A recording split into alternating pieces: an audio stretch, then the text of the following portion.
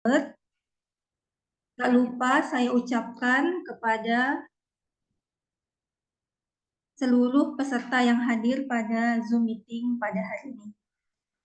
Puji syukur kehadirat Allah Subhanahu wa Ta'ala, karena berkat rahmat dan hidayahnya kita semua dapat berkumpul bersama pada pagi hari ini di acara seminar aplikasi SDKI, SLKI, dan SIKI dalam asuhan keperawatan. Izinkan saya memperkenalkan diri. Saya Novia Susanti. Saya yang akan memandu acara seminar pada hari ini. Baiklah, sebelum itu saya ucapkan selamat kepada Dewa Publish untuk anniversary yang kedua tahunnya. Semoga semakin sukses dan semakin maju. Dan selamat juga untuk launching Dewa Institute-nya. Baiklah, untuk memperlancar acara seminar pada hari ini, dihimbau kepada seluruh peserta webinar untuk dapat memastikan kamera video dalam keadaan on dan memastikan mikrofon dalam keadaan off atau silent selama berlangsungnya acara. Terima kasih.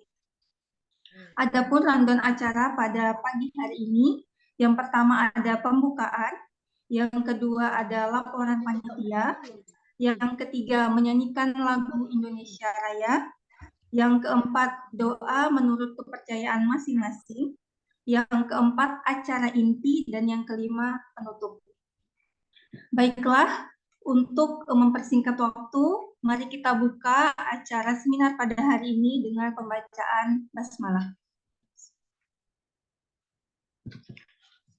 Baiklah, acara yang kedua yaitu laporan panitia, di mana untuk seminar pada hari ini, per tanggal 31 Maret 2024, jumlah peserta seminar pada hari ini yaitu 135 peserta dari beberapa instansi di seluruh Indonesia, khususnya di Jawa Timur, khususnya di Jawa, ya, dan di luar Jawa juga. Gitu ya. Jadi banyak sekali antusias dari teman-teman di sini yang ikut dalam seminar pada pagi hari ini.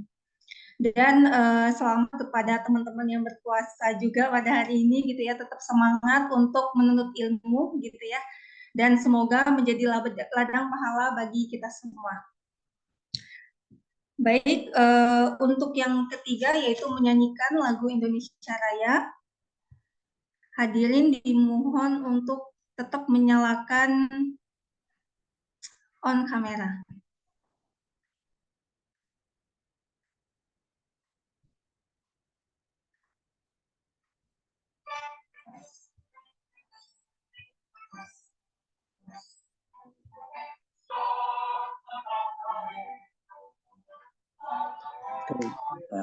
Ya.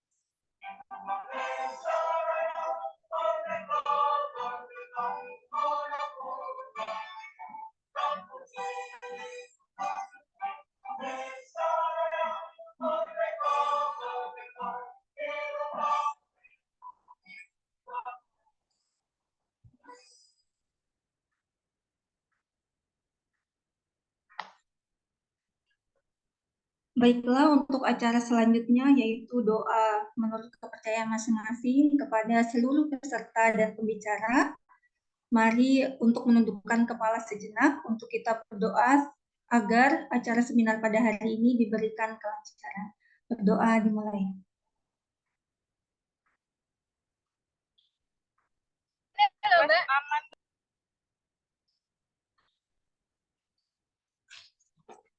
Berdoa selesai. Baik, kita memasuki acara inti yang mana kita tunggu pada hari ini, yaitu seminar tentang aplikasi SDKI, SLKI, SIKI dalam asuhan keperawatan. Mungkin sebelum itu saya akan memberikan pemaparan sedikit gitu ya, clue agar teman-teman di sini gitu ya, teman-teman peserta itu tahu apa yang akan kita bahas pada pagi hari ini. Oke, jadi tugas utama seorang perawat adalah pemberian asuhan keperawatan kepada pasien, yang mana asuhan keperawatan ini terdiri dari pengkajian, diagnosa, intervensi, implementasi, dan evaluasi. Dokumentasi asuhan keperawatan merupakan salah satu alat bukti tanggung jawab dan tanggung gugat dari perawat dalam menjalankan tugasnya, sehingga perlu memberikan pengetahuan bagi perawat dalam pendokumentasian. Persatuan Perawat Nasional Indonesia atau PPNI telah menerbitkan secara resmi standar diagnosa keperawatan Indonesia atau kita kenal dengan SDKI, standar luaran keperawatan Indonesia atau kita kenal dengan SLKI, dan standar intervensi keperawatan Indonesia yang kita kenal yaitu SIKI, di mana SDKI, SLKI, dan SIKI ini dapat digunakan oleh perawat di rumah sakit atau praktek mandiri keperawatan dalam menjalankan tugasnya.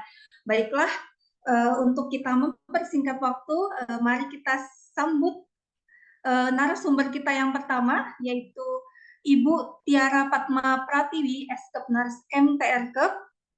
Say hello dulu Ibu Tiara. On kamera, please. Ibu Tiara. Ya, terima kasih Bu Novi. Oke, baiklah. Ini Ibu Tiara Fatma Pratiwi, Eskep Nurse MTRK. Mungkin sebelum itu saya bacakan dulu CV beliau. Ibu Tiara ini, beliau saat ini menjabat sebagai Direktur di Akper Bahrul Ulum Jombang, di mana beliau beralamat di Sumbersari, Kecamatan Sambeng, Kabupaten Lamongan. Mungkin ada yang orang Lamongan, mungkin ada yang kenal dengan Ibu Tiara, gitu ya. Oke, karena untuk pendidikan Ibu Tiara ini, beliau menempuh pendidikan di Sarjana Keperawatan di UNUSA, lulus pada tahun 2017. Profesi nurse juga di UNUSA, gitu ya, di tahun 2000, lulus pada tahun 2018. Dan beliau juga menempuh pendidikan S2 Magister Terapan Keperawatan di UNUSA juga pada tahun 2020, di mana beliau saat ini bekerja di Akper dan Stikes Bahrul Ulum Jombang dari tahun 2021 sampai dengan sekarang. Di mana untuk riwayat organisasi beliau menjadi salah satu anggota PPNI dari tahun 2019 sampai dengan sekarang. Beliau juga menjadi anggota IVK dari tahun 2021 sampai dengan sekarang, dan juga beliau juga menjadi anggota FKPKJ pada tahun 2022 sampai dengan sekarang. Pelatihan atau seminar yang beliau ikuti selama ini yaitu ada pengembangan kurikulum Merdeka Belajar Kampus Merdeka, pengujian uji kompetensi nasional Indonesia dengan metode OSCE. Beliau juga pernah mengikuti breathing technique for chronic disease, dan banyak sekali pelatihan yang beliau ikuti, dan beliau juga salah satu pelanggan dari Dewa Publish untuk penerbitan buku. Ya, baik, untuk itu saya persilahkan ya kepada Ibu Tiara Fatma Pratiwi, Eskep Nurse MTRK. Saya beri waktu 30 menit. Mari dipersilahkan Ibu Tiara. Ya, terima kasih Bu Novi atas waktunya. Assalamualaikum warahmatullahi wabarakatuh. Waalaikumsalam warahmatullahi wabarakatuh. warahmatullahi wabarakatuh. Ini videonya belum on semua ya. Ayo silakan di-on-kan. Kita di sini biar kenal semua ya teman-teman ya. Ya, Bu Rektor. Ayo videonya dinyalakan dulu. Nanti ada yang sambil tidur. Ayo masih ada yang belum nih. Teman-temannya yang masih di-off-kan kameranya.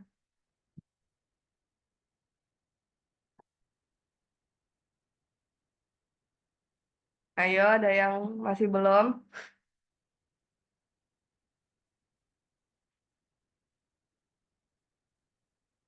Kita hari ini diskusi santai saja ya teman-teman ya. Yang penting kalian bisa menyimak, kalian mendapatkan ilmu yang bermanfaat dan mendapatkan relasi ya dari seminar ini teman-teman ya. Sebelumnya mohon maaf, hari ini saya agak batuk pilek teman-teman, jadi mohon maaf apabila suaranya kurang maksimal. Oke, nggak apa-apa. Sudah, sebelum kita mulai materi pertama hari ini, saya ucapkan terima kasih kepada Dewa Institut maupun Dewa Publishing yang pada hari ini telah memfasilitasi kita ya teman-teman ya dengan adanya seminar ini eh, membuat kita menambah ilmu pengetahuan, menambah relasi, kita belajar bersama dengan topik materi eh, aplikasi 3S dalam asuhan keperawatan. Semoga Dewa Publishing sukses terus teman-teman, kita doakan. Terus nanti selanjutnya juga bakal mengadakan seminar dengan topik yang lain. Kita jadi di sini bisa menambah ilmu yang bermanfaat serta relasi yang paling penting ya teman-teman ya. Oke, di sini Amin. materi dari saya yaitu berkaitan dengan pengkajian ya teman-teman ya, pengkajian dan SDKI, diagnosis keperawatan. Di sini sudah punya buku 3S semuanya. Sudah, Bu. Mana coba dilihat ditunjukkan di itu ya. Oke, saya tunjukkan, Bu. Iya. Nah, ditunjukkan, dibuka ya kalau perlu ya, dibuka nanti ya biar kalian bisa karena itu sekarang pedoman kita buat mengerjakan asuhan keperawatan di rumah sakit maupun di sebagai praktek mahasiswa keperawatan. Untuk tema hari ini kita diberi contoh kasus pasiennya pada pasien TB paru ya teman-teman ya nanti aplikasinya kita terapkan pada pasien TB paru.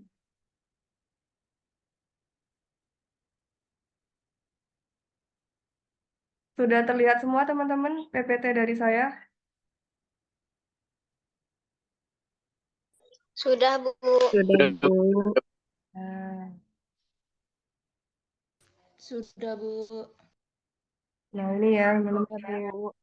Kita mulai bisa disiapkan bukunya nanti sambil dicatat apabila ada yang kalian tulis jadi sehingga memudahkan dalam pengerjaan askep buat tugas-tugas kalian yang masih mau jadi mahasiswa ataupun nanti diterapkan di rumah sakit. Yaitu kita mulai dengan aplikasi SDKI, SLKI, dan SIKI dalam asuhan keperawatan. Saya rasa aku sudah tahu semua ya teman-teman ya kepanjangan dari SDKI, SLKI, dan SIKI, standar diagnosis keperawatan Indonesia, standar luaran keperawatan Indonesia, maupun standar intervensi keperawatan Indonesia. Nah ini untuk profil saya teman-teman ya tadi sudah dibacakan oleh Ibu Moderator kita, Ibu Novia Susanti. Nah ini nanti teman-teman ya agenda kita hari ini. Yang kita pelajari yaitu tentang pengkajian keperawatan pasien pada TB paru dan diagnosis keperawatan pada pasien TB paru.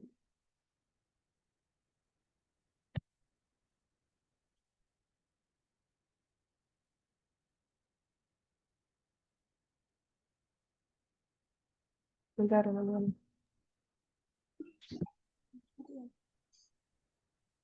Nah, ini sebelum kita memulai eh, tentang pengaplikasiannya 3S, kita ketahui sedikit ya teman-teman ya bahwa tuberkulosis paru di sini yaitu penyakit di paru-paru teman-teman yang berasal dari bakteri Mycobacterium tuberculosis, di mana dapat menular melalui percikan air ludah, batuk-batuk, bersin, kemudian bakteri tersebut berterbangan teman-teman melalui udara sehingga masuk ke dalam jaringan paru-paru melalui jalan nafas atau biasa disebut dengan droplet infection hingga masuk ke alveolus. Nah, di sini bakteri ini dapat mencapai permukaan TB paru teman-teman sehingga dapat merangsang penumpukan sekret atau dahak sehingga pasien TB paru di sini dapat mengalami batuk berdahak. Nah, ini ya untuk gejala-gejala utama pasien TB paru, jangan sampai lupa, yaitu ada dahak bercampur darah, terus batuk berdahak selama 2 minggu atau lebih, berkeringat malam, terus ada demam juga teman-teman, ada nafsu makan menurun, berat badan menurun, bahkan bisa terjadi sesak nafas, sehingga membuat badan kita menjadi lemas. Nah, ini teman-teman ya untuk asuhan keperawatan di sini tadi sudah dijelaskan sedikit oleh Ibu Novi bahwa asuhan keperawatan di sini ada 5 tahap teman-teman ya. Ada pengkajian keperawatan, diagnosis keperawatan, intervensi keperawatan, implementasi dan evaluasi. Nah, 5 proses keperawatan ini ya teman-teman ya harus kalian di luar kepala harus sudah hafal runtutannya. Jadi tidak boleh terbalik, harus urut dari pengkajian sampai evaluasi, di mana asuhan keperawatan di sini yaitu suatu metode sistematis dan ilmiah yang digunakan perawat untuk memenuhi kebutuhan pasien dalam mempertahankan keadaan kesehatannya seperti itu. Nah, ini ya teman-teman ya untuk proses keperawatan dan standar asuhan keperawatan menurut PPNI, yaitu yang pertama ada pengkajian dan analisa data, yang kedua yaitu kita menerapkan membentuk diagnosis keperawatan dengan STKI, yang ketiga yaitu SLKI dan SIKI, dan yang keempat yaitu implementasi, yang kelima yaitu evaluasi. Seperti itu. Nanti STKI masuk di nursing diagnosis, yang SLKI dan SIKI masuk di nursing intervensi. Nah, ini teman-teman ya untuk 3S. Apa sih itu 3S itu kalau kalian yang baru dengar? Di sini yaitu 3S ini merupakan standar dalam melakukan penyusunan dan pencatatan pemberian asuhan keperawatan, di mana di sini sudah ada nomor keputusan Menteri Kesehatan teman-teman ya, bahwa standar profesi keperawat di sini menyebutkan bahwa 3S di sini yaitu berisi daftar keterampilan diagnosa, luaran maupun intervensi untuk melakukan catatan asuhan keperawatan seperti itu. Nah, ini tahap pertamanya teman-teman ya. Tahap pertamanya yaitu apa? Pengkajian keperawatan. Di sini yaitu tahap awal. Tahap awal dari proses keperawatan dan merupakan suatu proses yang sistematis dalam pengumpulan data dari berbagai sumber. Bisa dari data subjektif, data objektif, maupun pemeriksaan fisik.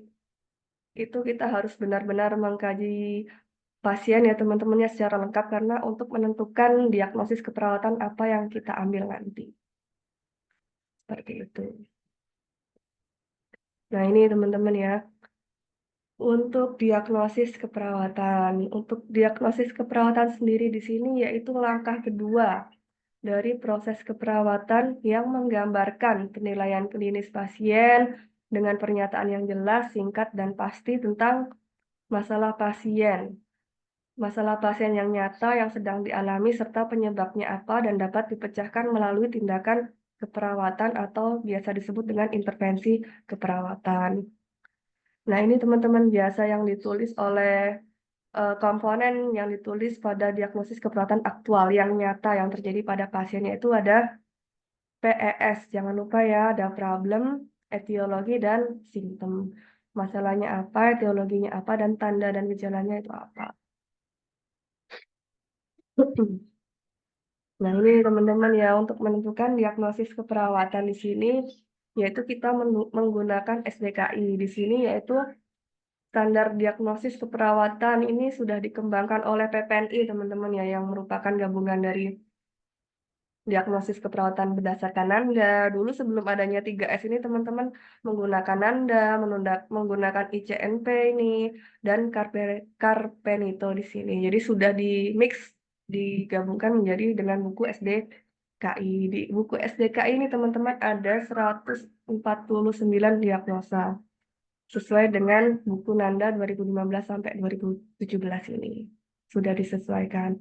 Di sini SDKI di sini merupakan inovasi perawat Indonesia untuk aplikasi asuhan keperawatan yang praktis sesuai dengan budaya, situasi, kondisi yang ada di Indonesia. Nah, standar ini disusun oleh PPNI, teman-teman, sebagai organisasi profesi perawat yang bertanggung jawab secara nasional meningkatkan perawat dan kualitas asuhan keperawatan. Nah, ini untuk tahapan penegakan dalam intervensi keperawatan, teman-teman ya. Yang pertama, kita harus membuat analisa data, yaitu kita menggunakan kelompokan data antara data subjektif maupun objektif. Jadi sebelum kita menentukan diagnosis, untuk memudahkan kita buat analisa data. Lalu kita menentukan identifikasinya masalah, teman-teman, apakah termasuk aktual, yang nyata, ataukah beresiko, ataukah sudah sehat, atau biasa disebut dengan promosi kesehatan. Kemudian kita buat rumus diagnosa, yaitu jika diagnosisnya aktual itu ada 3 bagian. Kalau diagnosis keperawatannya resiko dan promkes, promosi kesehatan, yaitu ada 2 bagian. Setelah itu kita menentukan luaran, yaitu SLKI. Baru yang terakhir kita menentukan intervensi, yaitu SIKI. Nah, ini teman-teman untuk klasifikasi, diagnosis, luaran, dan intervensi keperawatan. Ini ada di SDKI semua, teman-teman ya. Fisiologis itu ada respirasi sampai reproduksi. Psikologis ada nyeri sampai tumbang, perilaku ada kebersihan diri, relasional ada interaksi, dan yang terakhir ini ada keamanan dan proteksi. Nah, ini bisa kalian cek di bukunya masing-masing, teman-teman ya.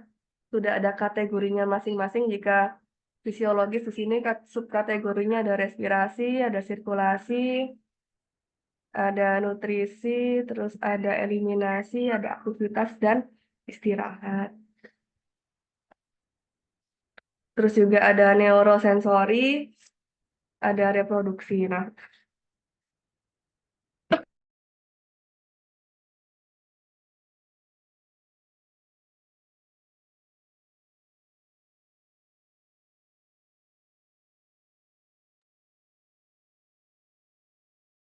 mohon maaf teman-teman.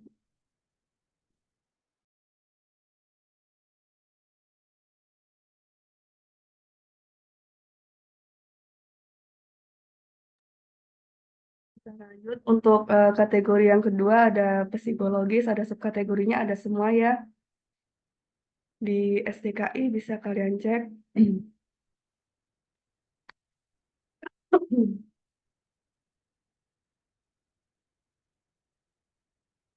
Nah, ini ada kategori yang keempat, relasional, dan kelima, lingkungan.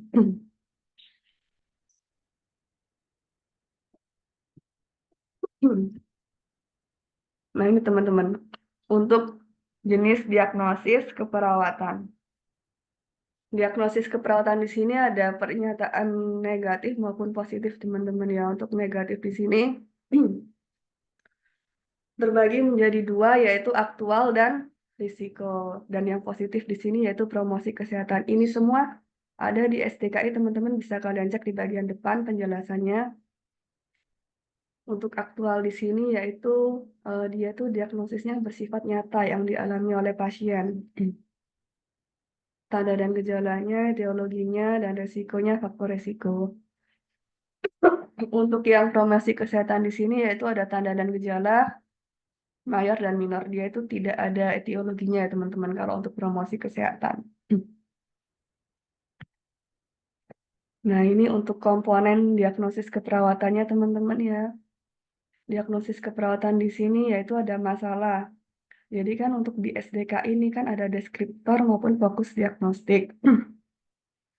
Deskriptor di sini yaitu penjelasan. Ada kan diagnosa gangguan pertukaran gas, penurunan curah jantung, intoleransi aktivitas maupun defisit pengetahuan. Di sini deskriptor di sini contohnya fokus diagnostiknya pertukaran gas, dia deskripsinya gangguan. Curah jantung dia deskriptornya itu penurunan. Fokus diagnostik yaitu aktivitas, dia deskripsinya intoleransi aktivitas. Nah, ini untuk indikator diagnostiknya. Untuk diagnostik aktual di sini sudah jelas ya, ada penyebabnya atau etiologinya. Untuk diagnosa faktor risiko, dia itu ada faktor risiko. Di dalam SDKI juga ada penjelasannya di situ ya, ada faktor risiko. Kemudian ada juga tanda dan gejalanya yaitu bersifat aktual maupun promosi kesehatan. Nah, untuk yang penyebab ini teman-teman di situ di SDKI ada bio, fisio maupun psiko, maupun ada efek terapi, situasional atau maturasional ini ada. Kalau kalian bisa cek ada teman-teman di bagian penyebabnya dan tidak semua ada, karena ini ada masing-masing penjelasannya. Nah, untuk indikator diagnostik untuk gejala mayor yang kalian lihat di buku SDKI itu 80-100% ada pada pasien. Kemudian untuk gejala dan tanda minor itu memang tidak harus ditemukan, namun jika ada sebagai pelengkap untuk mendukung diagnosis keperawatan. Nah, ini ya teman-teman ya, diagnosis keperawatan bisa kita rututkan dari kita buat analisa data, kita identifikasi masalah, apakah masuk aktual, resiko, atau promosi kesehatan, kemudian kita rumuskan diagnosis keperawatan. Apabila ada 3 bagian itu merupakan diagnosis yang aktual, 2 bagian itu resiko dan promosi kesehatan. Nah, ini lebih mudahnya teman-teman ya, sudah saya cantumkan di sini. Untuk perumusan diagnosis keperawatan pada SDKI. Apabila diagnosis aktual, yaitu diagnosis yang nyata, yang ada pada pasien. Yaitu untuk diagnosis aktual, yaitu ada 3 ya, 3 bagiannya, ada masalah, penyebab, atau tanda dan gejala. Atau biasa kita sebut PES, problem, etiologi, dan simptom. Ini ya, contohnya seperti ini. Jadi, masalah berhubungan dengan apa penyebabnya dibuktikan dengan tanda dan gejalanya. Contohnya seperti ini. Bersihan jalan nafas tidak efektif berhubungan dengan spasme jalan nafas ditandai dengan batuk tidak efektif dan lain-lain yang berhubungan dengan tanda dan gejala pasien.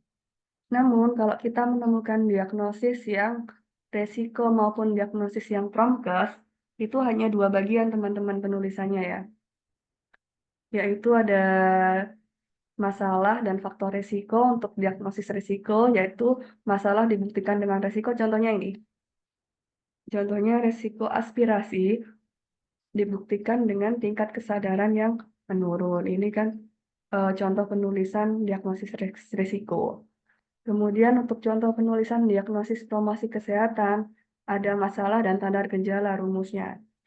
Jadi contohnya ini, kesiapan peningkatan eliminasi dibuktikan dengan pasien ingin berkemih atau apa yang disesuaikan dengan kondisi pasien sesuai dengan SDKI.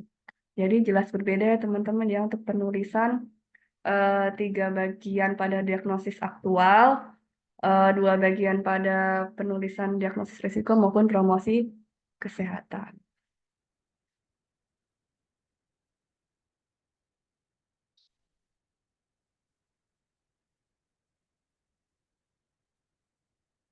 Nah, ini teman-teman ya untuk contoh diagnosis aktual bisa kalian lihat. Paling atas itu ada nomor kode, terus di sini ada label masalahnya apa, terus ada definisi, ada penyebab. Nah, ini kan ada fisiologis, situasional, tadi juga ada maturasional, ini gejala dan tanda mayor, ini minor. Nah, contohnya diagnosisnya ini. Bersihan jalan nafas tidak efektif berhubungan dengan spasme ini. Spasme jalan nafas ini yang ditandai dengan ini gejala mayor dan minor yang bisa kalian tuliskan.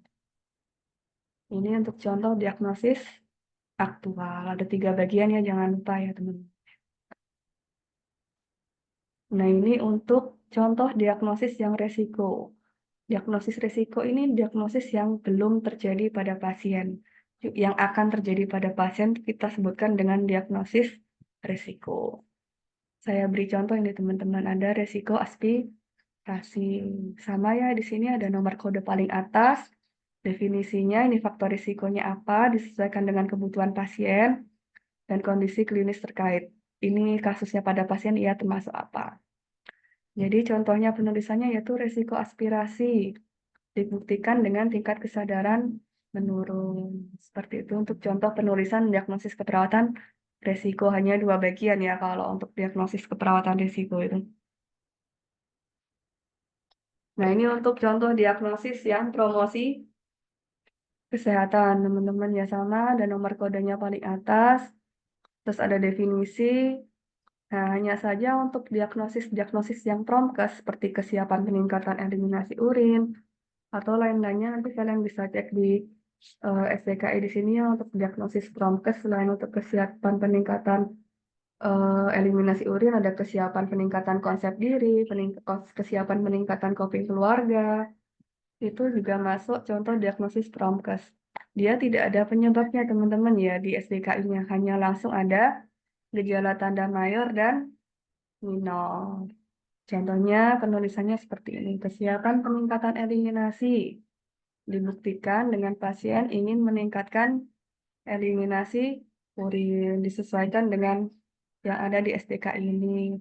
Terus ingin jumlah urin yang normal dan karakteristik urinnya juga normal. Itu teman-teman ya untuk contoh penulisan 3 diagnosis dari aktual, resiko, dan promkes.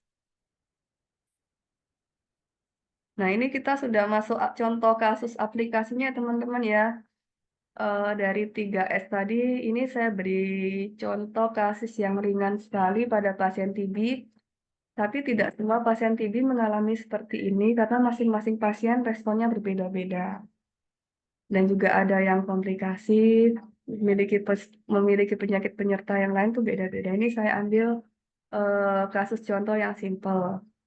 Yaitu ada Tuan A, usia 60 tahun, datang ke rumah sakit A dengan keluhan batuk berdahak. Dan terdapat dahak atau sputum kuning kental disertai sesak nafas sejak 1 minggu yang lalu. Selain itu, pasien mengalami keringat dingin. Klien juga mengatakan batuk berdahak meningkat, apalagi pada malam hari. Sputum juga sulit dikeluarkan, terutama pada siang hari. Selain itu juga pasien mengatakan 1 bulan yang lalu pernah MRS, masuk rumah sakit, di rumah sakit X, dan pernah dibawa ke puskesmas 2 bulan lalu. Kemudian diberikan oksigen nasal kanul. Selain itu juga klien mengatakan susah tidur di malam hari karena batuk.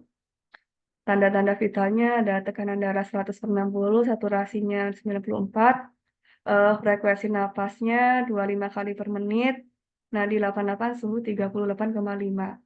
Selain itu juga terdapat suara rongki pada paru-paru, terdapat pernafasan cuping hidung, dan pasien terdiagnosis TB paru. Nah, ini untuk tahap pertama teman-teman ya. Tadi kan tahap pertama yaitu pengkajian. Untuk format pengkajian di sini masing-masing instansi teman-teman berbeda-beda. Ini saya ambil contoh yang sederhana karena masing-masing rumah sakit ataupun masing-masing kampus memiliki format pengkajian yang berbeda-beda, cuma hampir sama. Hampir sama di sini pasti ada keluhan utamanya apa, riwayat kesehatan sekarangnya bagaimana, riwayat kesehatan dahulunya seperti apa, ada pemeriksaan B1 sampai B6, itu bisa kalian sesuaikan dengan format masing-masing. Yang penting yang kalian perlu catat yaitu apa yang kalian dapat di pengkajian harus lengkap tertulis di format pengkajian kalian, teman-teman ya.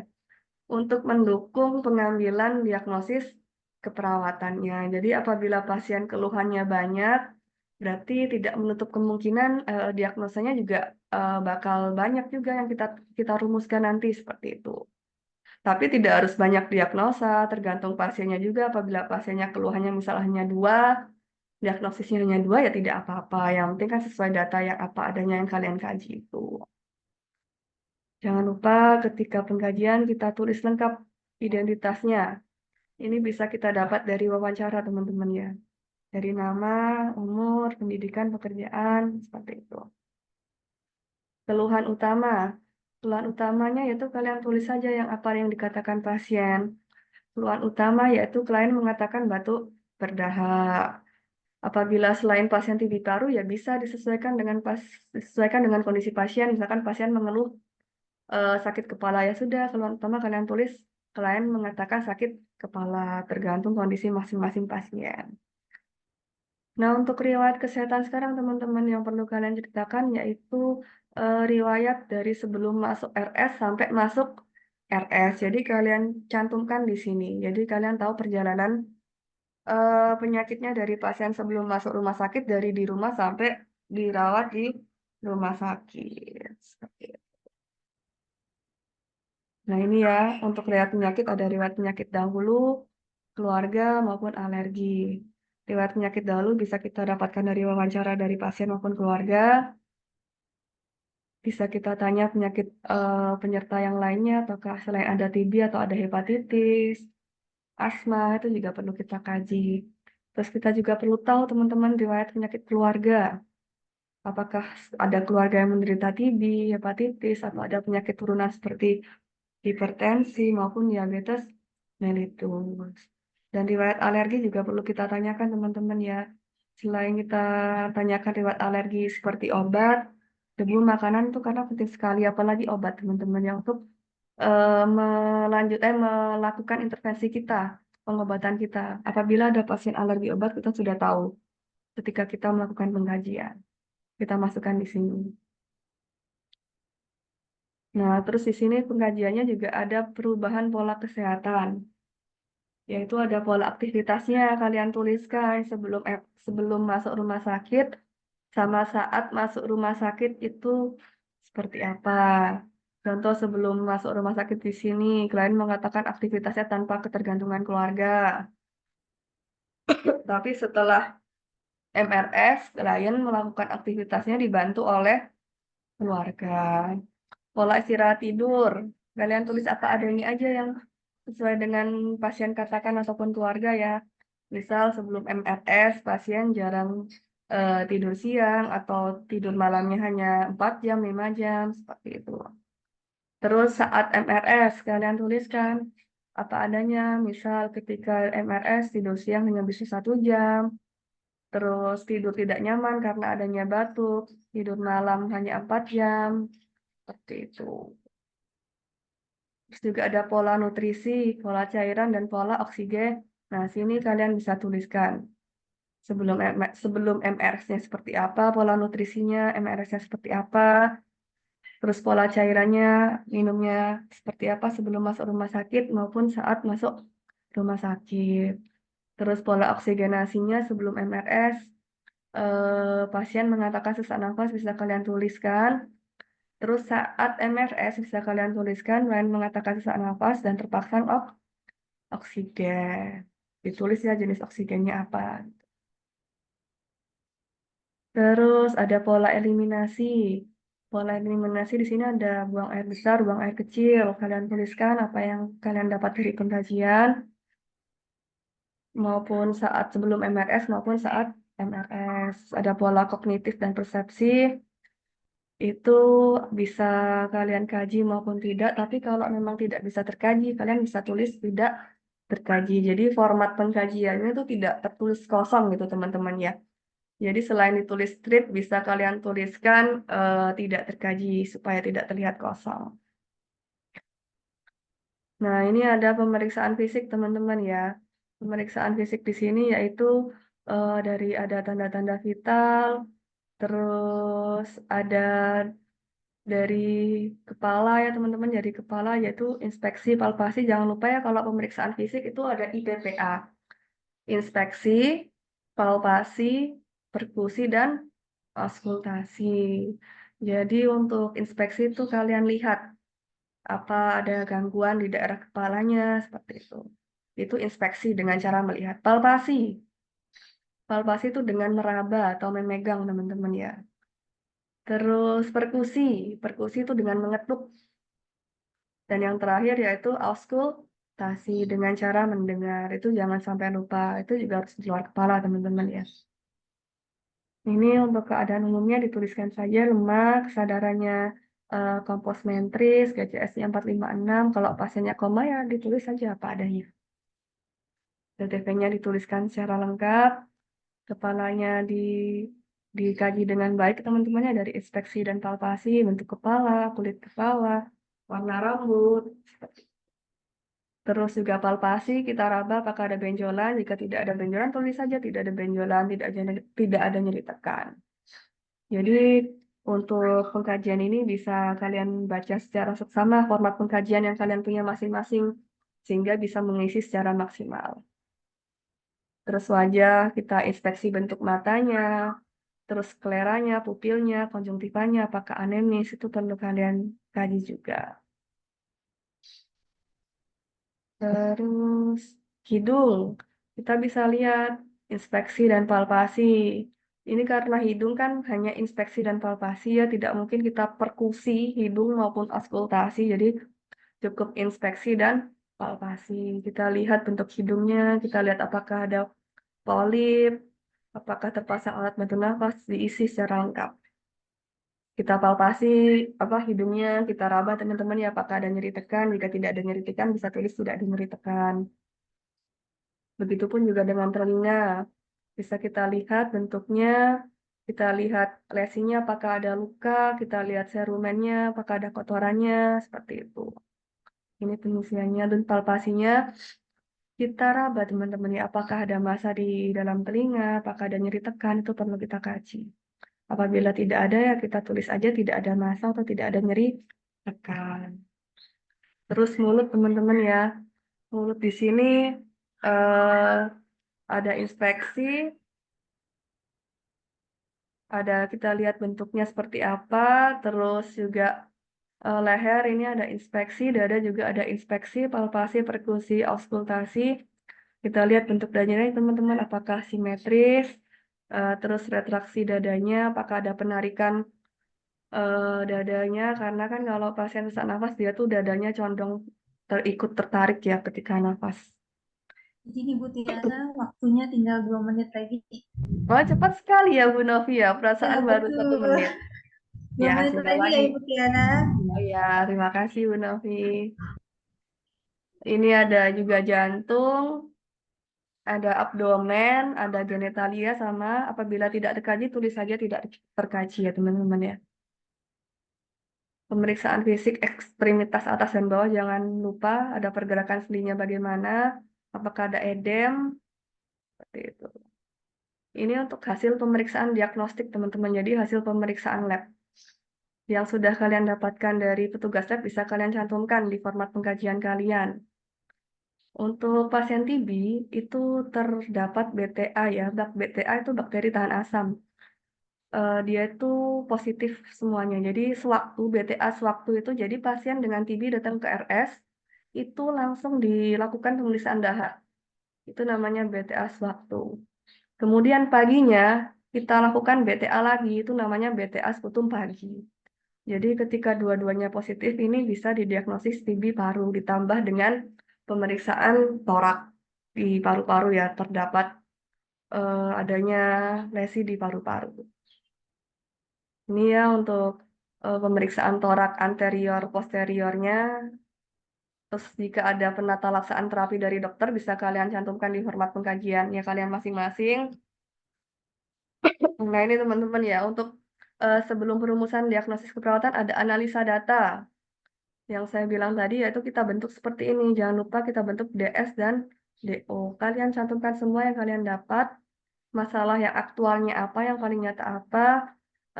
Terus kita bisa membentuk ambil kategori masalah apa. Contohnya ini, pasien mengeluh batuk berdahak. Terus pasien adanya sputum berwarna kuning kental, adanya suara nafas rongki. Ini ya teman-teman etiologinya. Dari bersin, adanya mikobakterium, proses inflamasi, penumpukan sputum sehingga sekresinya tertahan di dalam paru-paru. Bisa kita ambil diagnosis bersihan jalan nafas tidak efektif. Dia masuk subkategori respirasi. Selain itu juga teman-teman ada diagnosis lain. Karena adanya pasien tadi pernafasan cuping hidung, batuk berdahak, itu juga bisa kita ambil pola nafas tidak efektif. Yaitu bedanya kalau bersihan jalan nafas tidak efektif itu dia ada sputumnya, ada batuk berdahaknya. Tapi kalau pola nafas tidak efektif, hampir sama dengan bersihan. Bedanya kalau pola nafas tidak efektif, dia itu ada pernafasan cuping hidung. Kalau tidak ada pernafasan cuping hidung, cukup ambil bersihan jalan nafas tidak efektif karena ada batuk berdahak sama sputum itu tadi. Nah, ini diagnosis keperawatannya teman-teman ya. Yang pertama yaitu bersihan jalan nafas tidak efektif, ada kodenya ini, halaman 18. Penyebabnya apa tadi? Sekresi yang tertahan. Terus gejala mayor minornya ini sesuai dengan kondisi pasien ya, tidak harus sesuai dengan teori yang ada di buku. Disesuaikan dengan kondisi yang dialami pasien. Ini diagnosis yang kedua yaitu pola nafas tidak efektif, yaitu penyebabnya tadi hambatan upaya nafas, kelemahan otot pernafasan. Gejala mayor dan minornya ada penggunaan otot bantu pernafasan, tadi juga ada penarikan retraksi dinding dada teman-teman ya, sama cuping hidung itu bisa masuk pola nafas tidak efektif. Untuk DSDO-nya sama, yang membedakan hanya di mayor dan minornya itu tadi yang saya bilang tadi teman-teman. Nah ini untuk daftar diagnosis keperawatan. Karena ini diagnosisnya aktual, yaitu ada 3 bagian, yaitu contohnya seperti ini. Bersihan jalan nafas berhubungan dengan penyebabnya, yaitu sekresi yang tertahan, yang ditandai dengan tanda dan gejalanya. Kalian tuliskan di sini semua. Yang kedua, pola nafas tidak efektif berhubungan dengan hambatan upaya nafas. Penyebabnya tadi ya, yang ditandai dengan tanda dan gejala mayor dan minor tadi. Jadi ini yang saya beri contoh diagnosis keperawatan yang aktual, yang nyata. Jadi ada 3 bagian. Problem, etiologi, dan simptom. Sudah teman-teman, itu saja pemberian dari saya. Jangan lupa teruslah tumbuh menjadi orang baik, bukan untuk kita mendapatkan balasan kebaikan dari orang lain ya teman-teman ya, namun karena Tuhan yang menyuruhmu menjadi baik. Sekian dari saya. Wassalamualaikum warahmatullahi wabarakatuh. Waalaikumsalam. Waalaikumsalam warahmatullahi wabarakatuh. Alhamdulillah, sudah lega ya Ibu Tiara ya. Ya, terima kasih. Oke, baik. Baiklah, ini mungkin dari teman-teman sudah melihat tadi ya paparan materi dari Ibu Tiara. Ya, selanjutnya kita buka mungkin ya sesi tanya jawab dan diskusi. Mungkin dari penjelasan Ibu Tiara tadi, mungkin dari teman-teman ada yang masih belum dimengerti atau ada yang mau ditanyakan, dipersilahkan bisa raise hand atau kalian bisa tulis di kolom chat kalau malu gitu ya. Oke, siap. Terima kasih. Oke. Mungkin ini satu nih yang raise hand, Dela Rahmawati mungkin ya. Oke, mungkin dari Dela ada yang mau ditanyakan kepada Ibu Tiara, dipersilakan.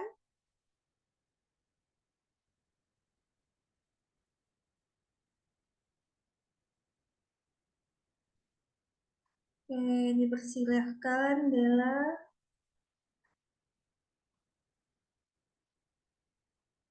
Dela dinyalakan dulu mungkin. Ya. Ya.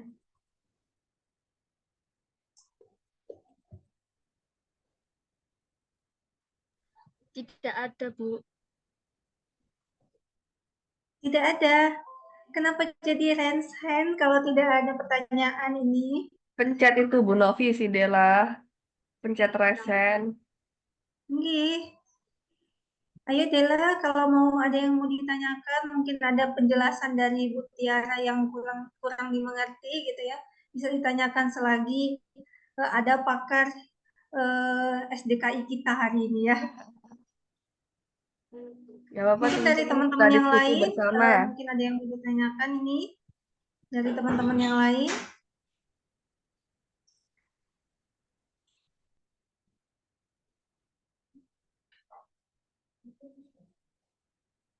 Boleh teman-teman yang lain, ada yang mau ditanyakan? Atau paham semua ini ya yang dijelaskan sama Ibu Tiara? Sepertinya sudah paham semua Bu Novi. Iya deh, sepertinya Alhamdulillah. ya kan. Ramadan ke-20 yang barokah. Ya, setidaknya harus ada pertanyaan ya kan. Pas ada pertanyaan nih, minimal 1 pertanyaan ya kan? Mungkin dari beberapa peserta nih, dari mahasiswa gitu ya, dari yang mungkin dosen gitu ya, atau yang bekerja di rumah sakit, silahkan untuk bertanya. Ada yang belum dipahami mungkin dari penjelasan Ibu Tiara tadi. Dari teman-teman mahasiswa.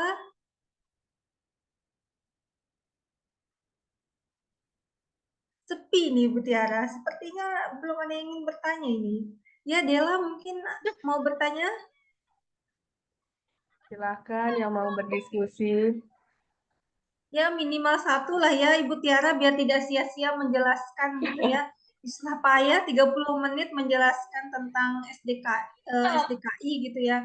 Setidaknya ada pertanyaan gitu dari teman-teman peserta nih. Iya, silahkan yang mau berdiskusi. Tidak bertanya nggak apa-apa, berdiskusi. Berdiskusi boleh, silahkan kita buka diskusi bersama. Atau ada yang ingin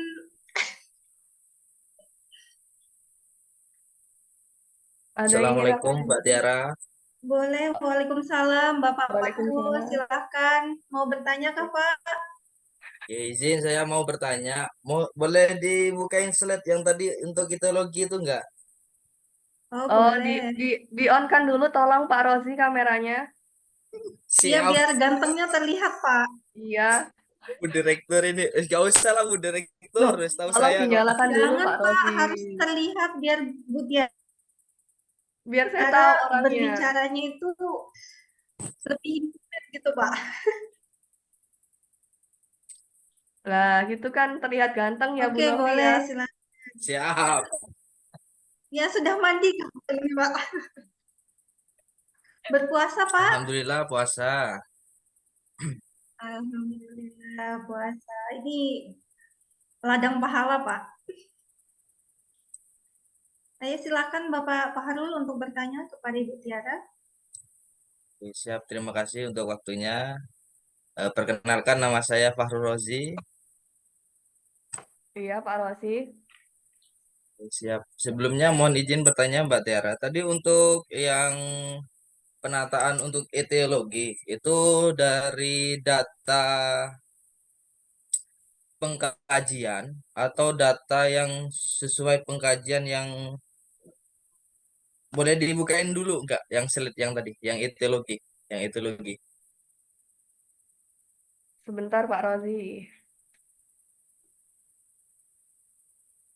Kadang gini Bu dosen, banyak yang terkait keliru untuk penataan etiologi itu bersumbernya dari mana, terus susunannya itu bagaimana, itu belum, rata-rata itu ada orang yang tidak paham terkait itu. Mohon untuk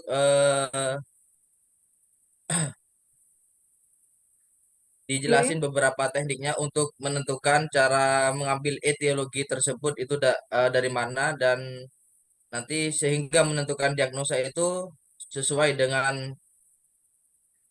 SDKI begitu.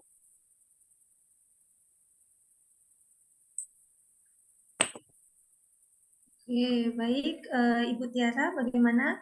Jadi Mohon izin bukain sebentar yang etiologi yang tadi yang terkait diagnosa etiologi tadi. Yang mana? Yang ini Pak Rozi. Bukan yang satunya etiologi yang terkait etiologi. Penyusunan etiologi diagnosa tadi. Terus terus Mbak, Ke atas apa ke bawah? ke bawah terus. Ke bawah.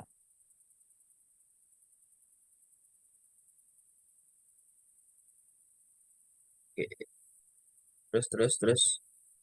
Sabar, sabar. Oke, op. Analisa data tadi. Iya, Oke. ini ya Pak Rozi ya. Oke. Nah, Iya, ini jadi di sini kadang ada beberapa perihal yang keliru. Itu untuk cara menentukan lebih efektifnya itu bagaimana itu ya Mbak Tiara ya, untuk menentukan data penyebabnya ya. objektif. Oke. Iya. Jadi, ya terima kasih Pak Rozi atas pertanyaannya. Jadi, ini saya ambil contohnya pasien dengan TB paru ya teman-teman ya. Untuk pasien dengan TB paru di sini yaitu berkaitan dengan respirasi. Kenapa? Karena pasien tersebut mengalami sesak nafas. Selain itu juga disertai dengan batuk yang berdahak atau adanya sputum yang berlebihan. Nah, di sini untuk kasus pasien tuberkulosis paru, teman-teman, di sini kan pasien sering kali mengatakan batuk berdahak dan ada sputum yang berwarna kuning kental atau bahkan tidak bisa mengeluarkan sputum.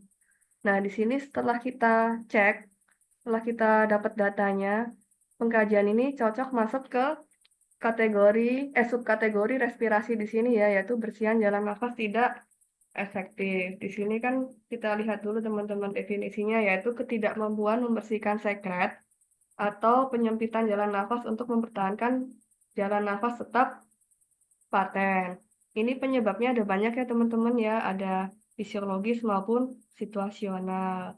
Jadi untuk menentukan penyebabnya teman-teman, kita ambil yang paling dominan atau yang paling terjadi pada pasien. Karena ini pasiennya tadi mengeluhkan penyempitan jalan nafas karena adanya itu teman-teman ya sputum. Jadi kita bisa ngambil ini. Mana sebentar. Sekresi yang tertahan, teman-teman. Nah, di sini ada sekresi yaitu penyumbatan yang tertahan karena adanya sputum itu tadi. Jadi tidak semua pasien TB ini dikarenakan penyebabnya ada sekresi atau penyumbatan yang tertahan. Bisa aja karena spasme jalan nafas, penyempitan jalan nafas. Karena biasanya ada pasien TB, meskipun dahaknya banyak, itu bisa mengeluarkan sputum ya teman-teman ya. Jadi itu kan tidak tertahan penyumbatan dahaknya, lendirnya. Tapi kalau kita menemukan pasien dan kita sudah kaji, pasien yang mengatakan tidak bisa mengeluarkan sputum, sesak, berarti kita bisa mengambil penyebab yang sekresi yang tertahan. Seperti itu. Dan untuk bersihan jalan nafas tidak efektif ini tidak hanya pada pasien TB. Bisa pasien-pasien lain, teman-teman ya, yang berhubungan dengan sputum. Atau bisa karena pasien-pasien di ICU yang terdengar suara nafas tambahan dengan kasus-kasus tertentu, seperti meningitis, itu kan karena adanya proses infeksi ya di otak ya teman-teman ya. Itu ketika pasien tidak sadarkan diri, jadi penyebabnya karena proses infeksi yang kalian ambil. Bisa, jadi pasien meningitis dirawat di ICU tidak sadarkan diri, terdengar suara nafas tambahan. Jadi kalian bisa ngambil bersihan jalan nafas tidak efektif karena terdapat suara rongki. Tapi penyebabnya beda, berhubungan dengan apa? Berhubungan dengan proses infeksi itu bisa, karena kan meningitis itu kan disebabkan oleh infeksi ya teman-teman. Tapi apabila kita menemukan pasien dengan TB paru, yaitu ini kan kita menemukan pasien yang kebetulan contoh kasusnya yaitu kesulitan mengeluarkan sputum apalagi di pagi maupun siang hari. Jadi kita bisa sesuaikan yaitu dengan adanya sekresi yang tertahan ini tadi karena ada penyumbatan sputum yang tertahan. Apabila pasien tersebut memiliki alat bantu nafas, biasanya di pasien-pasien di ICU itu kan ada alat bantu nafas ya teman-teman ya, ETT itu yang dimasukkan ke dalam mulut, lubangnya itu kalian bisa tuliskan adanya jalan nafas buatan. Seperti itu. Kondisional teman-teman, penyebabnya tergantung keluhan atau masing-masing pasien yang kita temui. Kurang lebih seperti itu Pak Rozi yang bisa saya bantu paparkan. Oke, terima kasih, Bu. Ya, terima kasih. Sukses terus, Pak. Oke, Ibu juga. Baik, bagaimana Bapak? Sudah? Alhamdulillah dengan penjelasan Bu Tiara sudah menemukan solusi lah buat saya nantinya untuk mengatasi etiologi yang bermasalah dan ada yang kekeliruan. Terima kasih banyak. Begitu, Mbak Novi Susanti. Ya, baik. Terima kasih Bapak atas pertanyaannya. Baik, mungkin ada dari teman-teman yang lain yang ingin bertanya, dipersilahkan. Kita masih punya waktu ya Pak untuk sisi diskusi dan tanya jawab. Silakan pada teman-teman yang lain yang ingin bertanya. Ya, Assalamualaikum warahmatullahi wabarakatuh. Waalaikumsalam warahmatullahi wabarakatuh. Mohon disebutkan nama dan asal instansinya, Ibu. Mohon maaf tidak bisa on cam karena sinyalnya lagi nggak bagus gitu, Bu. Iya, nggak apa-apa, Bu. Silakan. Saya Uci Puspita dari Rumah Sakit di Gresik. Di sini saya mau menambah ilmu tentang asuhan keperawatan ini gitu. Oke. Mohon untuk kita berdiskusi atau nanti kita tanya di sini. Semisal ini ada pasien dengan DM hiperglikemi, sewaktu perawatan pasien itu dengan gula darahnya sudah stabil, ada ulkus dan ada luka di kubitus. Kemudian pada waktu perawatan pasien itu tiba-tiba tidak sadar. Nah, kemungkinan apa diagnosa keperawatan yang muncul pada pasien itu, Ibu? Ada sepsis juga karena pada waktu pasien tidak sadar dan tiba-tiba tidak sadar itu, terkadang kita itu bingung mau memakai diagnosa keperawatan yang apa. Gitu, Ibu. Matur nuwun. Oke, siap. Oke ya, Ibu Tiara. Pertanyaannya mungkin mau diulang atau seperti apa, Ibu Tiara? Dibantu ulang, Bu Novi. Oke, jadi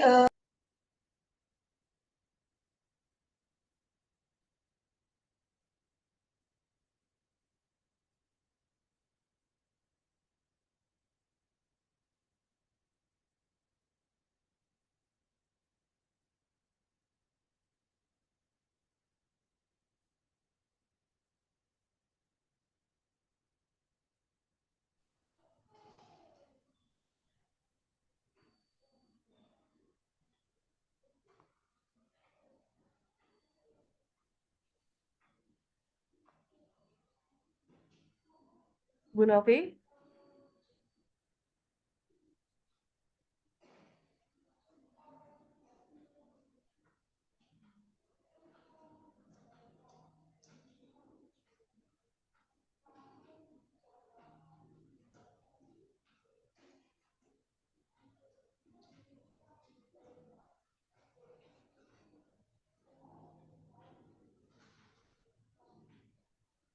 Gimana Bu Novi? maaf Ibu Tiara, tadi saya kehilangan sinyal.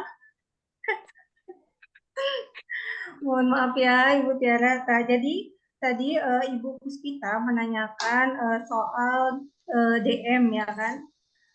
DM di mana beliau itu susah untuk menentukan diagnosa keperawatan yang tepat untuk pasien DM dengan hiperglikemi yang Ibu Puspita. Gitu, tiba-tiba pasien itu tidak sadar dengan kondisi sepsis leukositnya 2000 seperti itu, Bu. Jadi untuk perawatannya itu pasien sudah stabil gula darahnya. Oke. Oke. Jadi gimana Ibu Tiara? Iya, sudah Bu Novi. Ada banget ya.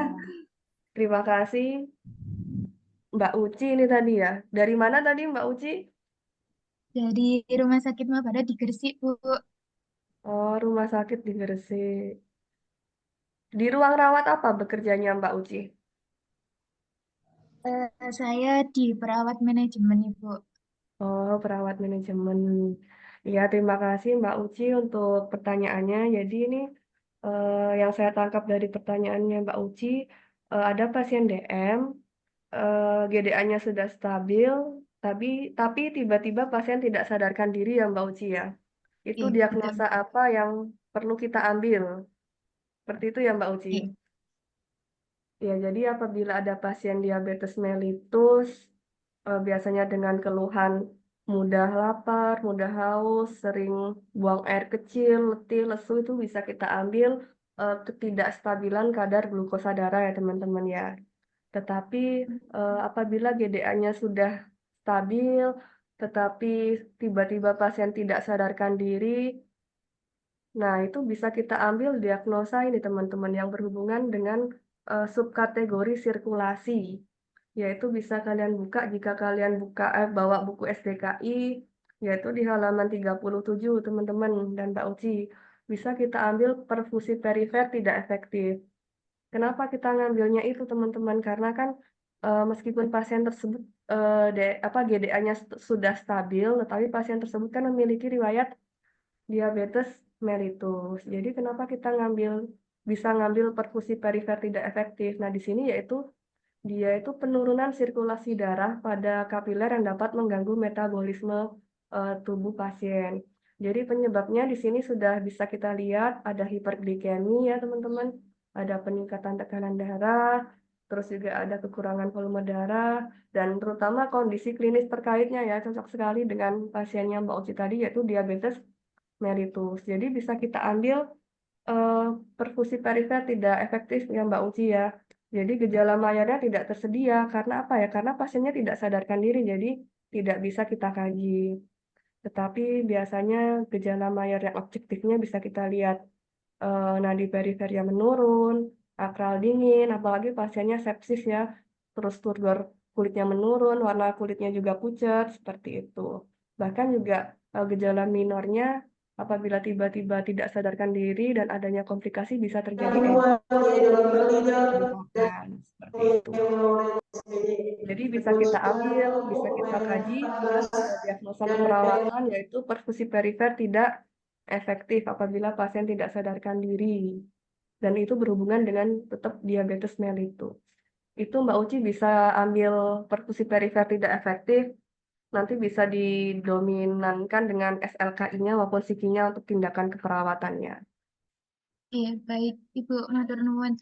Untuk diagnosa yang lain seperti risiko infeksi karena ada sepsis itu apa perlu diambil juga gitu? Oh bisa Mbak Oci, itu kan belum tentu terjadi pada pasien. Itu bisa kita ngambil diagnosis keperawatan resiko infeksi itu bisa. Karena khawatirnya juga pasien tersebut mengalami infeksi bagian organ-organ tertentu. Bisa. Cuma diagnosis yang nyatanya, aktualnya yang kita lihat di depan mata itu prioritasnya perfusi perifer tidak efektif. Bisa juga mengambil diagnosis resiko sesuai dengan yang dialami pasien. Jadi bisa juga Mbak Uci untuk resiko infeksi. Iya, baik Ibu matur nuwun. Oke. Terima kasih Mbak Puspita, Mbak Uci Puspita. Oke, baik. Ini waktunya untuk Ibu Tiara itu sudah habis, gitu ya. Mungkin selanjutnya kita penyerahan untuk sertifikat tanda terima kasih, gitu ya, atas memberikan materi yang sangat bagus sekali dari Ibu Tiara. Ini untuk penyerahan sertifikatnya. Ibu Tiara.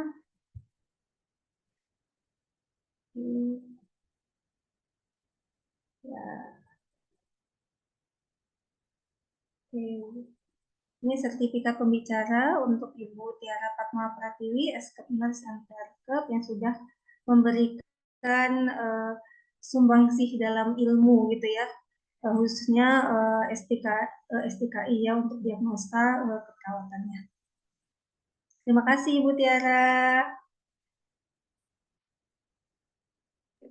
Terima kasih Bu Novi. Semoga bermanfaat ya ilmu yang sudah disampaikan pada pagi hari ini. Ya, baik. Terima kasih atas waktu yang telah diberikan kepada kami semua. Dan terima kasih banyak karena Ibu Tiara sudah bersedia menjadi pembicara pada hari ini. Sampai jumpa mungkin di lain sesi selanjutnya gitu ya dari Dewa Institut.